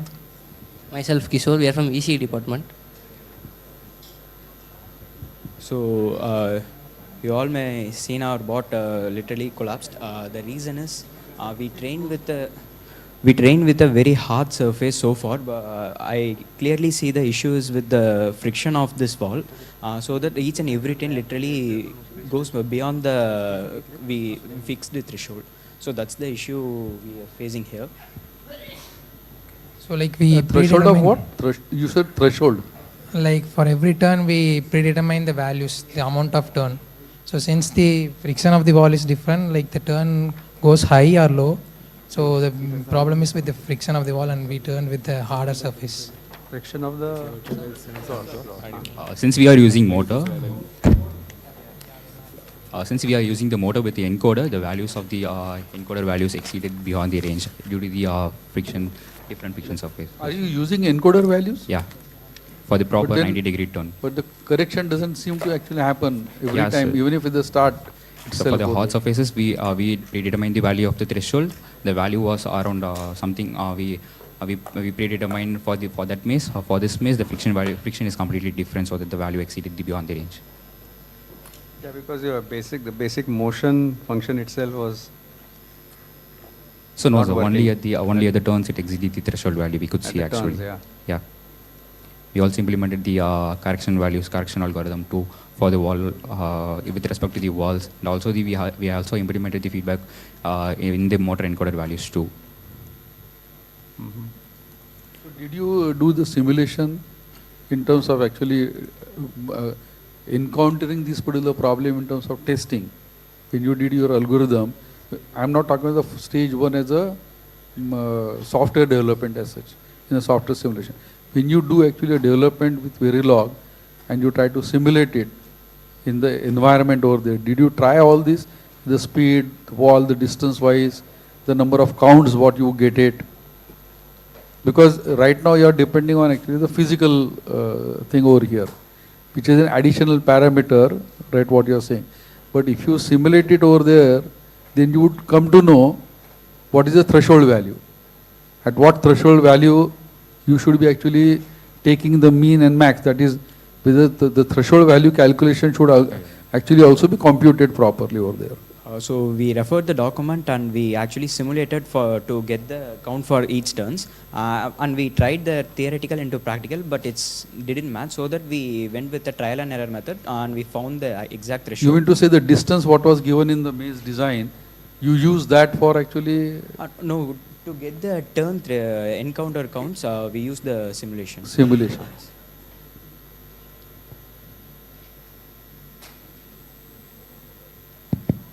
So, what you're trying to say is your main problem was the surface, is it? In your college and the practice arena, you had hard tiles where the friction of the wheel, I mean, and Yeah, you didn't even face you didn't this factor problem in that aspect. So basically, your final submission and practice runs were better, is it? Like so? Okay, We didn't even face this kind of run before this finale. Oh, okay. So can you talk us through that, right? Your journey, right, on that. So what I would want you to do is touch upon the design aspects, the sensor aspect, and the basic algorithm part, right, in a few sentences, and on what you did for your final submission, right? Okay, You break your full solution into parts and prefer everyone if you speak, right, on the individual line. Okay, sir. So I'll start with the maze algorithm. So unless any standard algorithm, we used a different algorithm where it thinks like a normal human being. So we splitted the maze into two halves, left and right half. So when the bot is in the left region, we are using coordinate to define the two regions. So when the bot is in the left region, it always goes away from the exit. We know the exit is 4,0. So when it's in the left, based on the direction, the bot goes to opposite side. For example, in left region, when the bot is facing north, it should not prefer the right side first because it will exit the maze. In order to make it in explorer mode, I'll need to turn it left, forward and right. So based on the direction and region, we are changing the priorities accordingly. So it thinks like a normal human being to first explore, and once each and every den completed, so which is sent by a start message, after that it uses the Manhattan distance formula to go to shortest path. When does it decide to switch from the left to the right? Like how does it determine that? It's based on the coordinates. We are using a coordinates inside it, and it starts with 4,0. So left half is from 0 to 4, and 5 to 8 is the right half. So based on that, we are splitting it into 2 half maze. And left side works on one formula, right side works on another formula. So basically, in each and every decision, it will prioritize going opposite side of the exit point. Okay. Yeah. Talk about the sensor interfacing and the design as well, right? How did you arrive at this design? So regarding the arm, we actually 3D printed it. We actually used the linear actuator for this arm mechanism. So basically, the linear actuator easily penetrates through the soil. So since the container contains the soil, it easily penetrates into it. So we 3D printed it using the Fusion 360, designed it using the Fusion 360 and 3D printed it. And if you mounted the arm above the board, it will be like a circular motion, so that the container, the arm doesn't gets into the container, and that problem can be resolved using the 3D printing linear actuator, so that it actually penetrates deep into the soil. Time is actually travels. Yeah. So that would be more over here. Yes, sir. When it dips, it actually takes around less than 50 seconds, 15.5 seconds. So it dips and waits for 1 second. So that DST value, the temperature and humidity value, gets calculated at the MPI detection. So that after 1 second gap, we reverse the 3D arm. Reverse. Yeah. So regarding the sensor, like we have added an additional IR so that we could focus on the reliability. We don't rely only on the ultrasonic. We have added IR sensors here.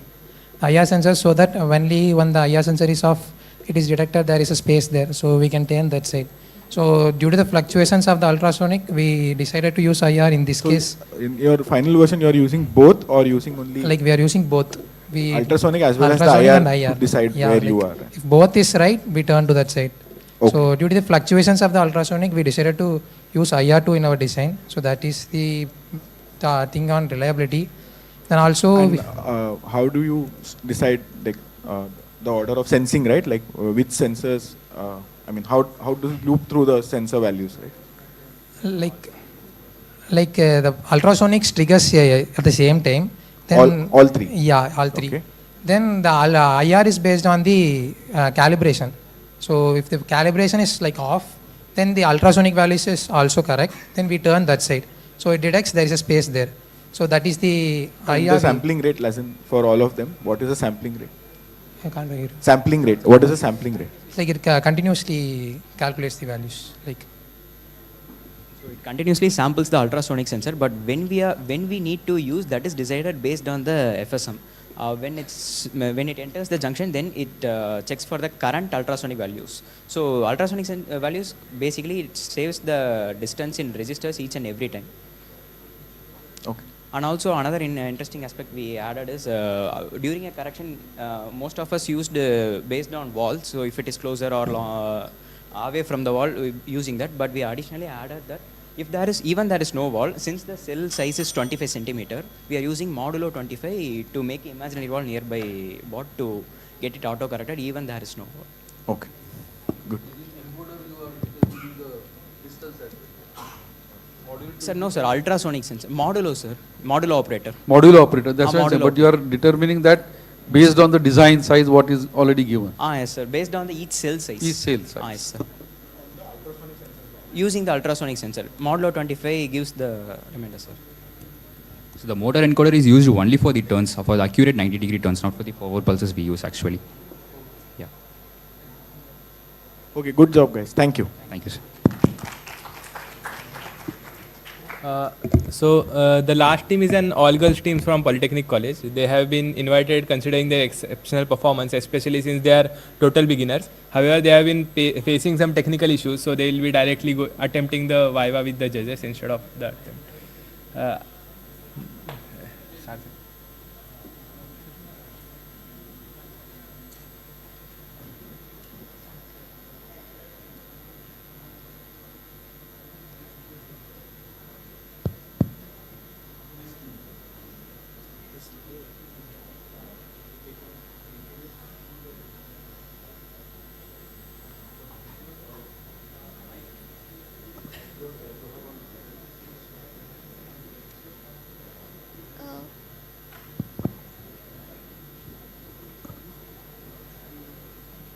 Hello, myself Shraddha Sachin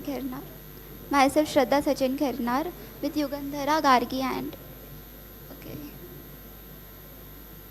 I am Gargi from Government Polytechnic Nashik and currently pursuing diploma in Electronics and Telecommunication Engineering. I am Yukta Hemant Gajre from the Government Polytechnic College. Myself Yugandhara Nikam. Can you describe what the problem was? Our board was working fine till yesterday, but when we came for testing, the motor speed was slower, maybe due to heavy load or that. So today we tried to calibrate. We changed the motors, but due to lack of time, we couldn't able to implement it completely. So when you said it was working, what do you mean? Like it was completing the maze, whole maze, yeah, with all the dead ends and everything. So you are doing all measurement, everything was running. Yeah. Except you are taking more time. Yes. So you are doing so actually 7 minutes you are taking lot minutes. Less than 7. Like in 7 minutes, everything was completed. Yeah. Yes.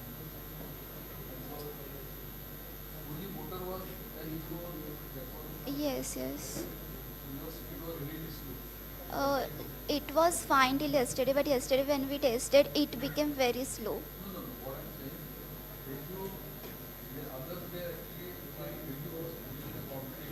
Yes. Yeah. Yes. That's why you are not qualified. Okay. So because you are not qualified in this final one only because your run time was much larger, right? Yeah. Longer. Yes. Right. Yes. And that's why I ask you. Others were actually trying to finish within maybe 2 minutes or 3 minutes, and you are taking longer. But your accuracy of navigation was correct. Yeah. Measurement was right. Yes. So the speed was only the problem. That's what you mentioned. Yes. But you use the same motors like everybody used it.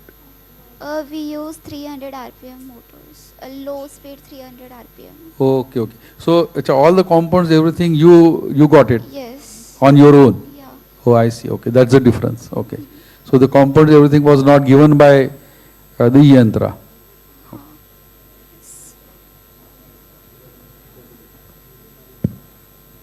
So you guys spend some time with other teams as well, right?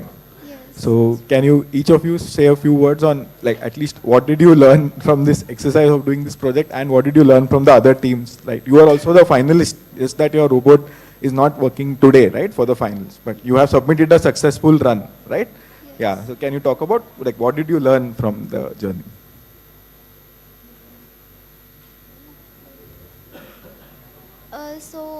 When we came here and actually saw everything, the experience was like everyone's motors or the boat was running fast.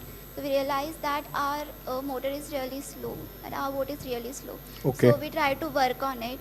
So we tried to make the boat speed max, but still in the morning it due to overweight or something, it got overheated and completely stopped working. So when we asked the coordinator, so they given us the motors, but due to lack of time, we didn't able to implement it. Okay. You are a diploma student, right? Yes. So Verilog and all that thing were absolutely new to you. Maybe perhaps sensor you might have actually worked in a lab, right? So how long it actually took you to learn this Verilog and actually implement FPGA, because that is not in your curriculum at all, right? Yeah, like in we had a subject name of VHDL. Oh, you had? Yeah. Okay. Like very basic.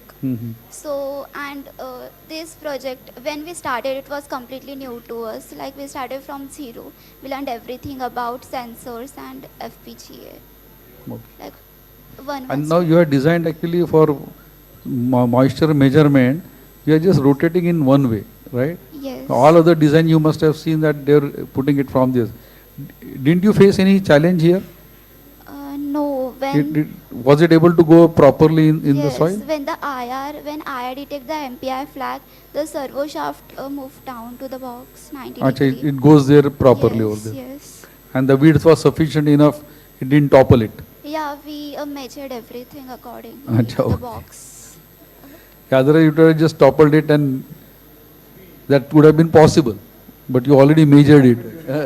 Development runs. Any congratulations for successfully doing this on your own. That's really commendable. Right. Thank you, sir. Okay. Now I call upon stage Professor Shivram to give out the token of appreciation.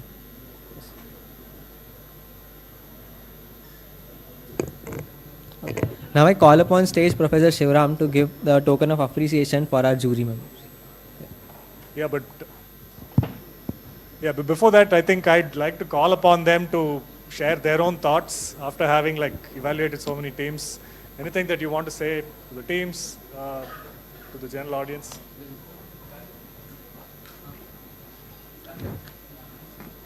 Hello, I'm Sudarshan Nathu. First and foremost, actually, thanks to eYantra for inviting me and making a participation in this particular. This is really something what I witnessed, really enthusiastic teams coming from various parts of the India. And most important, what I observed is, all of you, I was here yesterday also and today also, right? And since afternoon, I witnessed yesterday's performance, today's performance, the enthusiasm, learning, what you people have gone through in the entire that 6 months or 7 months of your eYantra's internship and then coming to this particular stage is really commendable, and I really congratulate all of you. You have learned something, important skill in your life, which will be very helpful to you. And according to me, everybody is actually winner. So thank you and congratulations.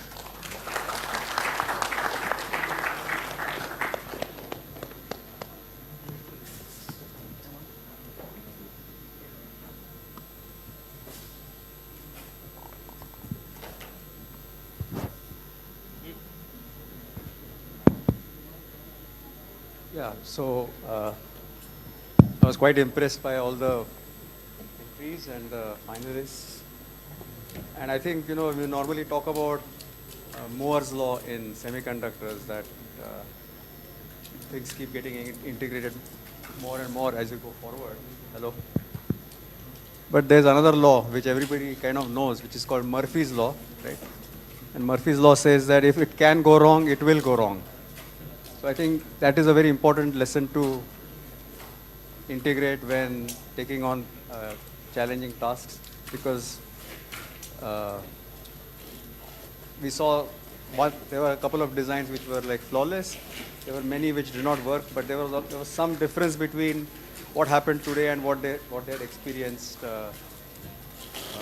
when they tested their setup. So I think that's the sort of line between how shall I say, between the student and the professional. So, but I think what I've seen today is sort of most impressive, and people have already begun their journey into how shall I say, robotics or VLSI or systems, or more broadly speaking, into engineering. So I think I'd like to congratulate all the participants, and yeah. And don't forget Murphy's law.